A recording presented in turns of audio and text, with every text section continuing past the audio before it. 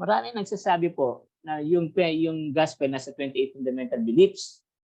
Well, I agree with that. Kaya lang po, it's more than a doctrine.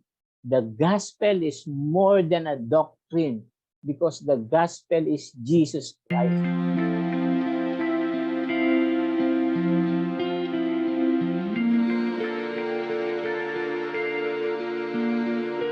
Sabi po dito ni Paul sa Galatians chapter 1 verse 15 and 16.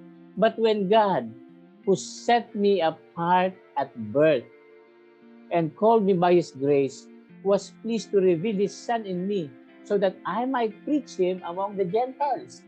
So kung makikita po ninyo, hinighlight kong mga salita dito, reveal His Son. So ang revelation ng gospel ay si Jesus Christ. At ang pinapangaral ni Pablo ay si Jesus Christ. Preach Him. Kasi si Jesus Christ ang gospel. Jesus is the personification of the gospel.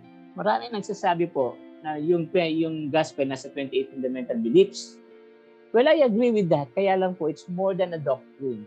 The gospel is more than a doctrine because the gospel is Jesus Christ. Ang kinakailangan ipangaral natin, ang kinakailangan i-reveal natin sa mga tao si Jesus Christ. Ang kinakailangan ipangaral natin ay si Kristo bilang isang tao na hindi lang po nasa doctrine, kundi present. Yes, Jesus Christ is present with us today. Yun ang kaibahan ng gospel eh. Ang gospel preaching, ipinapangaral mo yung isang tao, si Kristo, na sa panahon na nangangaral ka, nandoon sa tabi mo.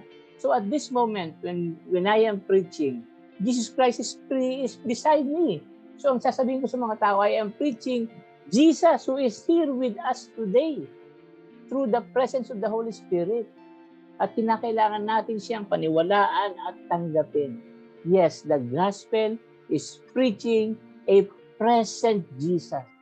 Isang Jesus na present sa panahon natin. Hindi lang na nasa doctrine, hindi lang mag-usap tungkol sa Kanya, kundi present talaga siya.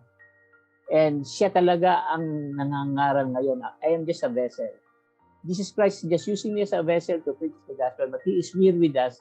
And siya talaga ipinapangaral. Siya ang nangangaral, siya ipinapangaral because the gospel is Christ-centered.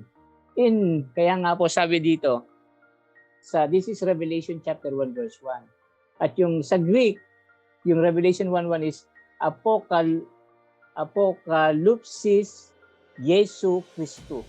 Ibig sabihin, the revelation of Jesus Christ. Yung salitang Apocalypsis, ibig sabihin po niya, may isang nakatakip, tatanggalin mo yung takip.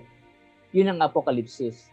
Tatanggalin mo yung takip. So yung Revelation, the book is pagtatanggal ng takip tungkol kay Jesus Christ.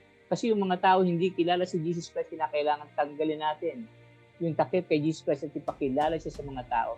Hindi lang book of Revelation ang ganyan. Kundi lahat ng book sa Bible, all books of the Bible, from the Old Testament up to the New Testament, it is a revelation of Jesus Christ.